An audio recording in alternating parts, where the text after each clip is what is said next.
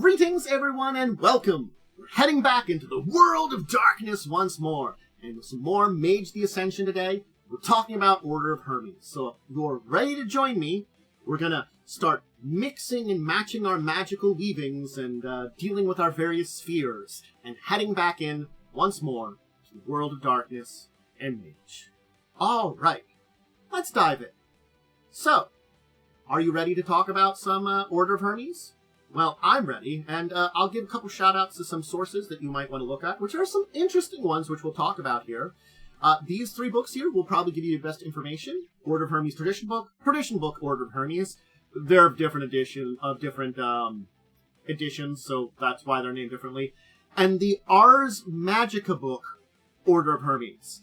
That's a very big, deep cut there, but some of that information still is appropriate to the Order of Hermes. That's the game which helped give birth to World of Darkness, Ars Magica.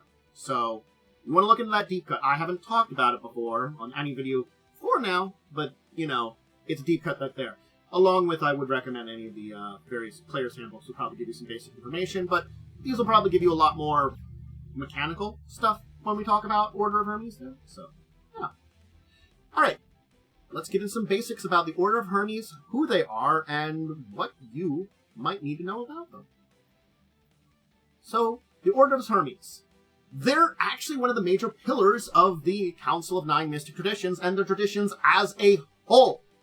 If it wasn't for them, what we know of as the traditions might not exist.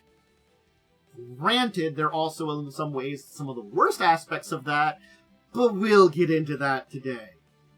Their main being of what we know of as the Order of Hermes came into existence during the Dark Ages. They draw upon fundamental magical knowledge, and their knowledge has shaped occult history to a great deal. As much as they are great, they are terrible. Hubris is an incredibly powerful thing within them. And post the Reckoning, one of the storylines in between editions, many of their traditional ways are challenged, basically. Especially in Modern Knights, I'll talk about it, how things have changed rapidly. A lot of the old, carefully hoarded secrets are gone. In many cases, have been lost to the various major events that have happened. Mythical items, powerful patrons are destroyed, locked away behind the gauntlet, and those that remain on the earth can only hope to remember those teachings or those things and learn all that they can. The Order will survive the changes that have happened over the last probably couple of decades, but it's probably not going to be the Order of old. It will be the Order of Hermes, but it's not going to be that one from the Dark Ages anymore. It's going to be something born out of the old order. Something new, something different, something changed. We'll talk about their heart of it. Their philosophy is complex and many-layered. That's the easy way to say it. At the heart of it, they drive for perfection. It manifests through trials, tests, self-discovery, rejoining fragmented patterns like disparate language or mathematical conundrums. Ideally, each individual has a word, a divine imperative that drives the figure's revelations. By exploring the boundaries of that word and all its meanings, they rise in their inner nature, then beyond. Each step in the process is a challenge that requires a leap of perception, but also opens the way to the next pass. And eventually, the human passes far enough to become something cosmically divine. Ascension. In the Dark Ages, this was practiced by four basic foundations. Four forma. Modus, Anima, Corna, and Primus.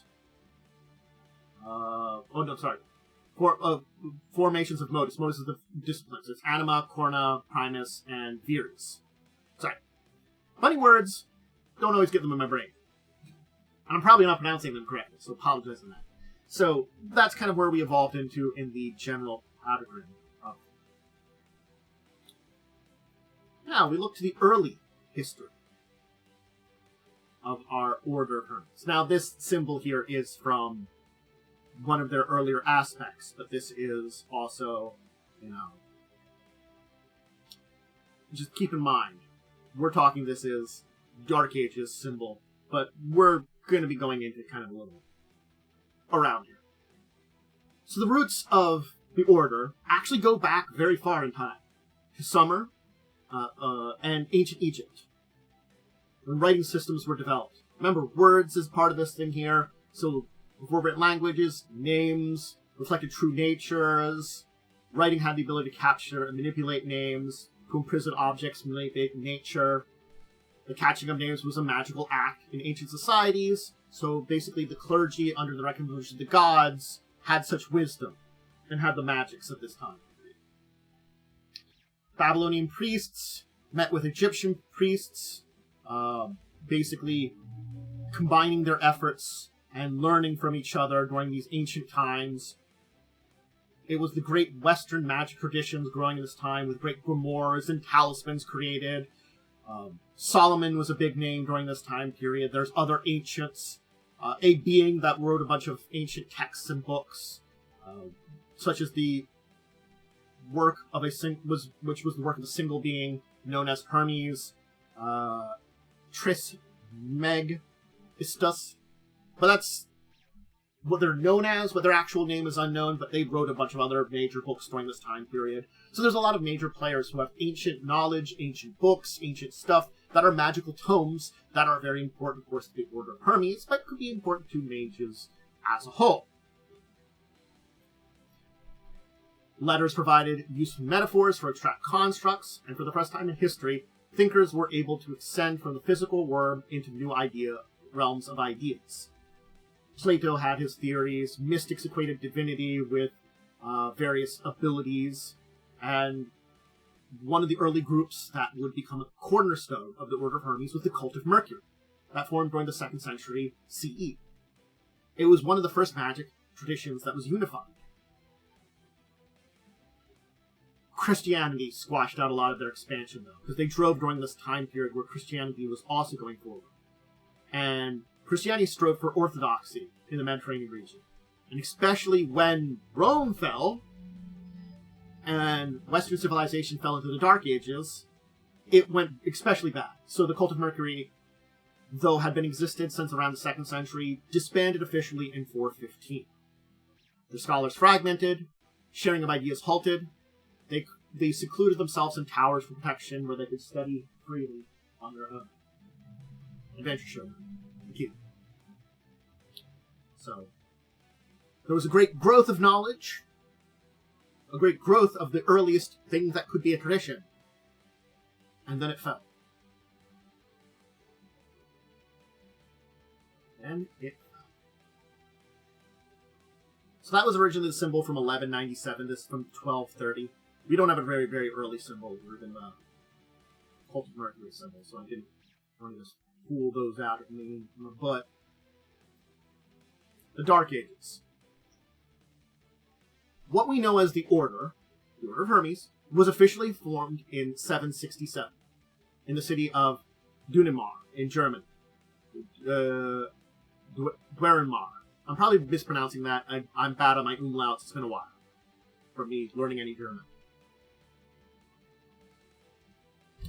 The wizard Bonasagus basically allowed mages to meet, developed a special type of magic that allowed mages to meet without fearing an attack, and combined with another person, Lady Tronomia, who actually was able to unite the desperate remnants of the Cult of Mercury. They founded Order of Hermes. These 12 founders, 10 of them actually were descendants of the Priests of Mercury from the cult.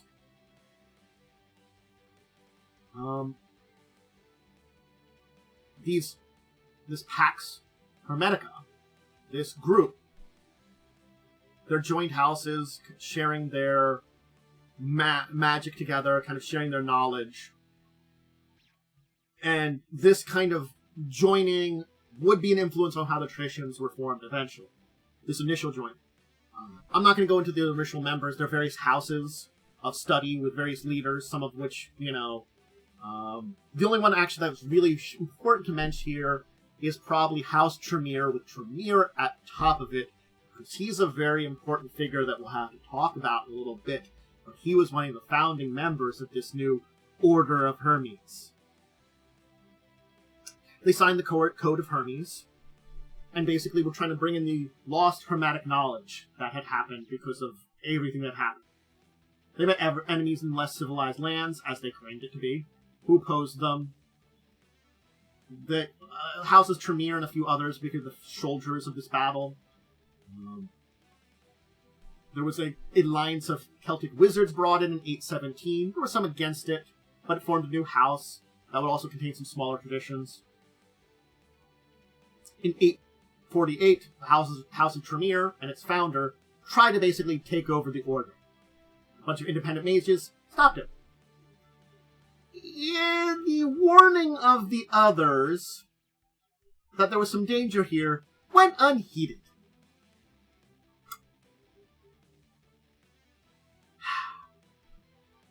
Basically, then in 876, another major event happened. Infernalists seized their prime covenant, their fortress at Doistep. Remember I told you that everything started in Doistep when they... their fortress of Doistep. So they moved during that time to new headquarters with, and kind of began to consolidate and prosper again. House Tremere, though, basically was gaining more power. They turned on another house, accused them of diabolism. The Schism War occurred in 1003, and House Tremere and House Flambeau turned on House Diane and destroyed them, with the sanction of the other houses. Mages were beginning to feel a shift in the way of magic, though, at this point in time. Spells began to fail, former rituals that worked without flaw began to cease. This is when the Tremere turned towards vampirism, with captured Semiche. So, yeah, that's when they turned into vampires and became Clan Tremere. The rest of the order didn't notice what happened. Ah, man, and this was a 1022. But then, in 1171, thanks to insights from the Middle East brought by Crusaders,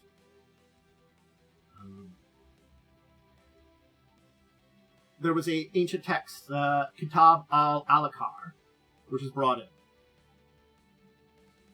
Of course, House Golo deserted and formed the Natural Philosophers Guild. And so things keep going. And it is nearly 200 years later, in 1199, that the vampirism and betrayal of House Tremere is discovered. And then war is called upon them in 1204. The Manassa War saw the alliance of House Tellius with the Semiche vampires, who had been used to help form the Tremere, to basically destroy the upstarts. They were prepared, though, with gargoyles and blood sorcery. Basically, both sides were devastated. And in 1299, basically the Order of Hermes was like, you know what? You guys will probably just die out on your own. Other vampires hate you. It'll be fine. It didn't happen. That didn't happen at all. They stuck around. Basically, we then had a lot of changes within the houses as things go. Other big events was in 1210. The Covenant of Mistridge fell to the Crass Masons. And it was basically one of the first assaults of the Ascension War. Alright. Now, we turn from this time where we've got information in Ars Magica, Dark Ages Mage, to the Renaissance, because Ars Magica was set. We turn towards the Renaissance, and this is the Order of Hermes symbol as of 1466. So we're finally using we saw the two different symbols for early Dark Ages and late Dark Ages. Yeah, this is their Renaissance. And the houses have changed a bit.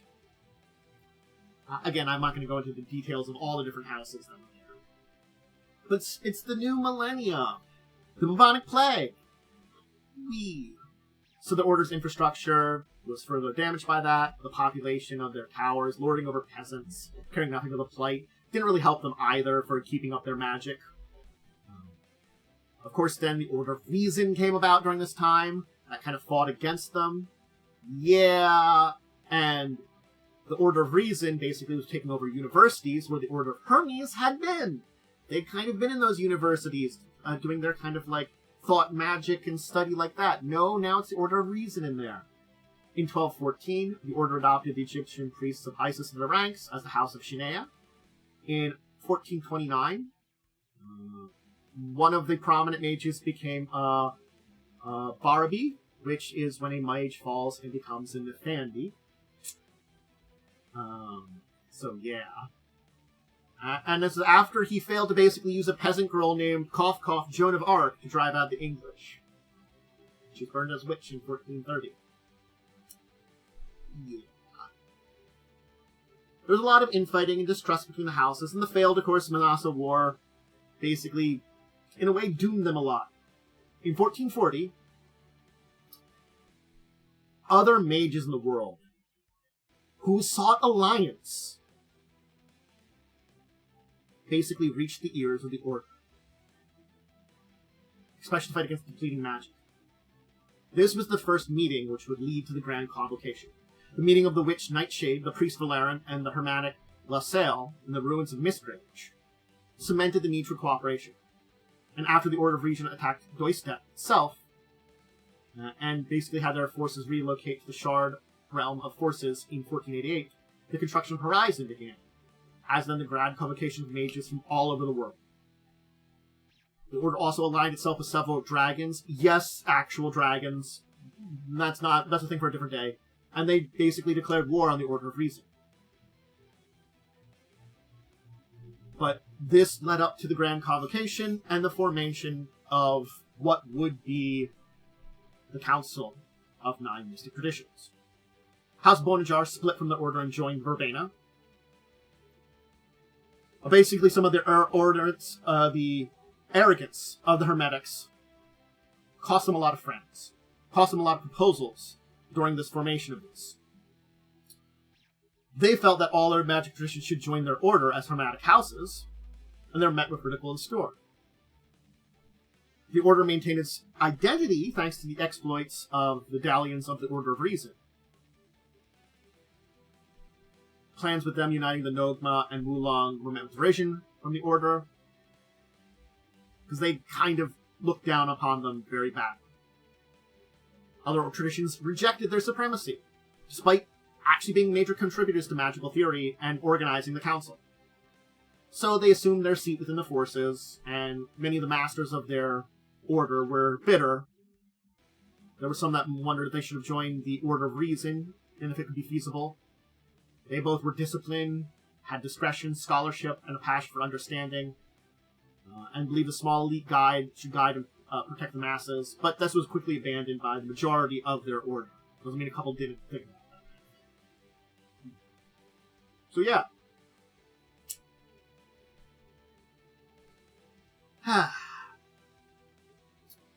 Haley and Tomin betrayed the first Cabal. The Hermetics were the ones that broke his soul with Gigu. The Order also profited from colonialism, to the chagrin of dream speakers of Ravenna. They hoped to win the Ascension War by influencing nobility into accept occultism and spiritualism, which worked rather untrustworthy and only strengthened technocratic paradigm. So basically, their efforts did the opposite. New houses were formed in the wake of the Renaissance and growing interest in classism.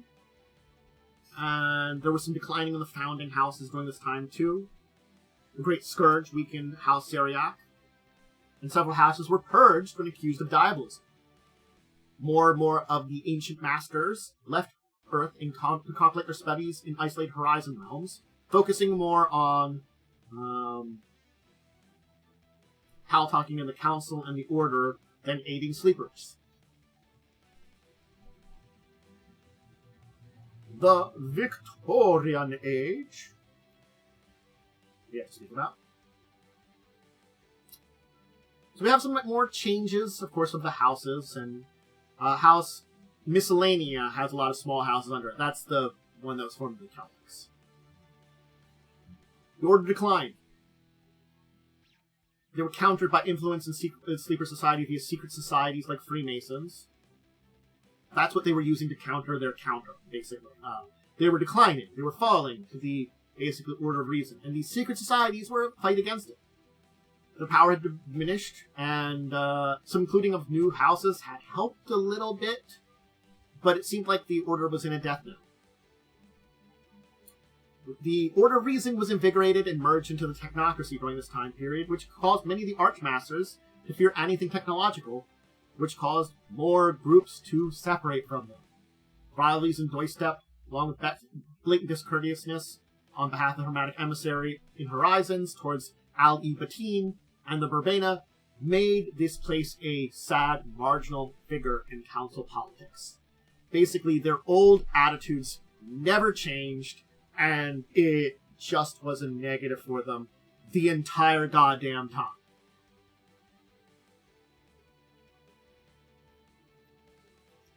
Modern days. Now we get into nowadays. In the Order of Hermes, well... Guess who they supported in World War II? If you guessed the Axis powers, you were right, unfortunately. They saw occultism rising the ranks there as a good thing.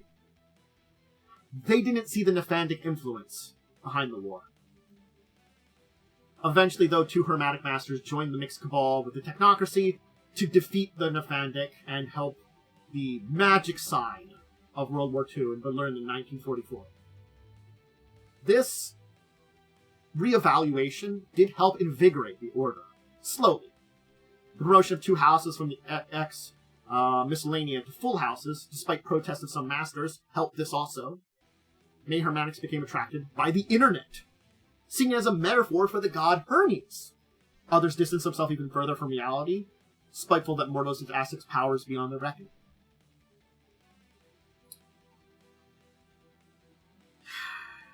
Then we get into the conflagration and the Avatar Storm. Conflagration being the destruction of Doinstep in 1997. The Avatar Storm I talked about before.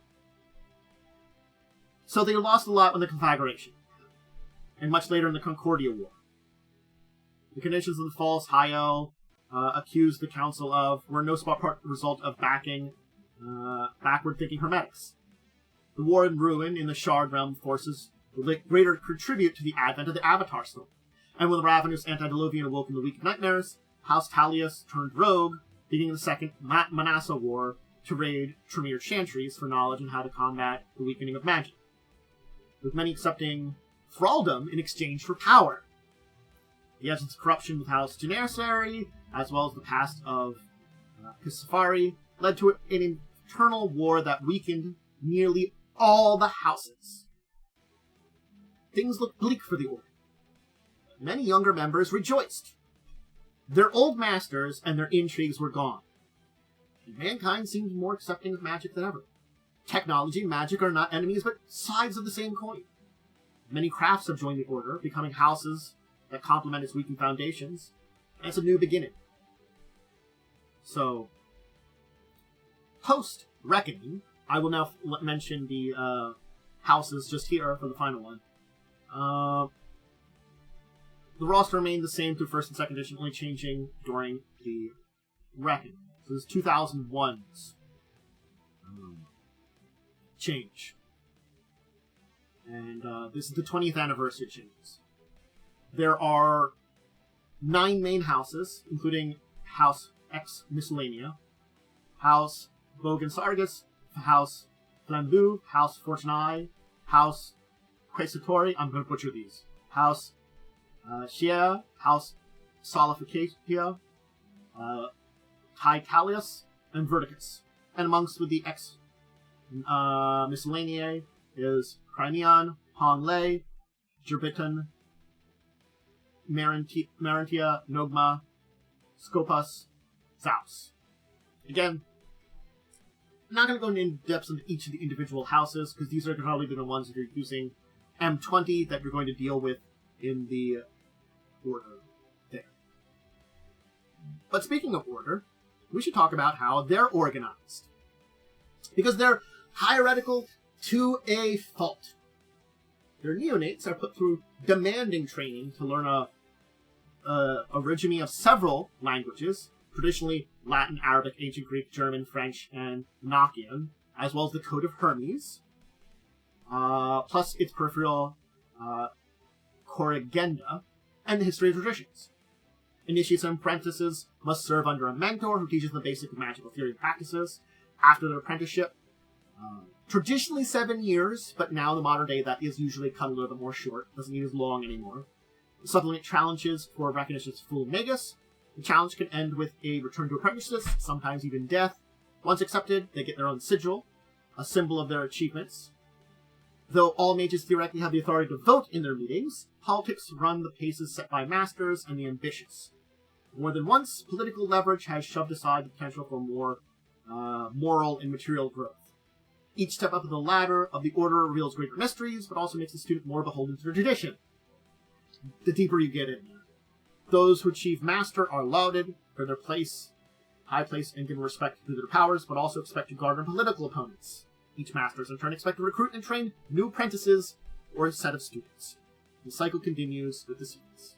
There are degrees to go through. 10 degrees. Neophyte, Zelatar, Praetus, Initiate, Initiate Exemptus, Adeptus, Adeptus Mayor, Magisters, Scholae, Magister Monday, Oracle. And they're achieved each by a final exam, which becomes more and more difficult to get those different achievements. Eventually, you get to Oracle, which is the achievement of Oracleship. Legendary eventuals who've either ascended or stopped just short of ascendant in order to help or hinder life on Earth. Alright. Finally, let us talk jurisdiction. The Order of Hermes has a detailed code of conduct that it lays out based on internal magical dealings. Among other things, they consider sanctums to be involatile, and are forbidden from magically scrying upon other hermetics. They're expected to train at least one apprentice. They're forbidden from dealing with infernal entities. Of course, it is important to note, very important to note, these rules all bow to one single axiom. Don't get caught. Corruption of many sorts is rife within the Order. Breaking the rules isn't as punishable as breaking the rules in a politically unacceptable way. Also keep that in mind. Of course, though, with the deaths of experienced teachers and masters on Earth, the Order is shifting. It's been 20 years of a shift in things. New mages must learn from fragmented knowledges of what remains of the disciplines. They're cut off from a lot of traditional support. Political factions and orders either have to put aside their differences or go out on a blaze of glory. So, this new vision for the tradition is forming out of what this is. It's just a slow process. Yeah. Again, there are a full list of all known houses that go beyond the ones I mentioned that are in the M20 timeline. A lot of those houses are defunct now, dead, gone to other places, but you can find the full list of houses in those places. And I would recommend checking out the White Wolf Wiki for a full list too, if you want to dive into them and learn about some of these houses also. Maybe in the future we'll do some stuff on any of those if people are interested. Yeah, that's the Order of Hermes. It is very much so traditional mage. Traditional magic user in a lot of ways. They are your quintessential wizard, but they also are something that is very unique and different in a lot of ways, because the Order of Hermes, well, they've had a stick up their ass for like 1,000 years. I'm not going to deny it. They kind of did. As soon as they were formed in a way that just shoved a stick hard up their buttocks, and it's been a hard time removing that. It's not to say it's not completely gone. It's still there a little bit. But, horrible amounts of death and destruction and problems have really finally been teaching them lessons. Their fall from grace, their fall from power, their fall from strength. I think their history tells you everything you have to know about the Order and why it's gotten to where it is now. Where it is now is probably in a much better place. But it's not the same order. It's something new, built out of the ashes of the old order in a way. Or maybe the half-burnt-down home that's being repaired. It wasn't a full demolition, just a partial. Just parts of it, a big gutting of what was there. And yes, that gutting wasn't necessarily by their choice, but it probably was really needed. So that's where we get to the Order of Hermes and where they stand now. Are they going to gain a little bit more traction, a little more power, a little bit more say in what the current version of the Council of Nine Mystic Traditions is? Maybe. Maybe that glory that was always in their mind, that greatness of their minds, that tradition and history of where they come from and why they are actually important. A lot of those ancient secrets, a lot of what would become the Council of Nine Mystic Traditions is based upon them. Maybe that part of their history. Not their hubris, not their fallings, not their problems which led to their downfall, will be what they embrace in the times to come, their greatness, and bring them to a better place in the Council. Maybe it's time for them to have a, well, reckoning and change. I hope you enjoyed today. Remember, you can always check me out live if you can't join me, if you want to, on Tuesdays, Thursdays, current schedule for these videos that I record them there. Tuesdays is when I do the World of Darkness stuff along with some other videos. I will always have them up on Twitch, but they always show up on YouTube, so please check them out there. Other things on the schedule that you might want to check out, whether live or over on YouTube. Crimson Queen, Wednesdays, 9 p.m. Check that out. Live play Pathfinder First Edition, and discussing tabletop Saturdays at 6. I have social media, Discord, Twitter, link below. Remember, no matter where you are, please just give your normal support. So if you're joining me over on Twitch, at least a follow would be really nice. It's just a little simple thing so you know when I'm going live.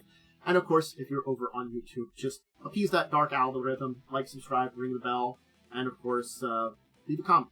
And my question for both groups today, and I'll go talk with Twitch a little bit after the video here, but if you are joining me on YouTube, you can answer in the comments below. Hey, have any of you ever played Order of Hermes? And what time period did you play it in? Because the editions make a big difference for when you're doing it. Or in Dark Ages, or even between first, revised, second edition, M20. Those things make big differences for how the Order of Hermes would be played. An M20 Order of Hermes is very different than a first edition Order of Hermes. So I'm interested to play. Have you played an Order of Hermes? Have you had another player with you as one? And, what was your experience there with the changes that were going on in the storyline? I'm curious as to that, because I haven't dived a lot into Order of Hermes personally. That was one I did not do. I've only done a little bit of it. Anyway, I'm going to get going now. I'm going to hang out with Twitch for a little while. Maybe we'll do another video, maybe we won't. But until the next time I chat about any of this, we dive back into the World of Darkness, back into Mage, back into any other tabletop, I bid all of you out there a deep and wonderful farewell.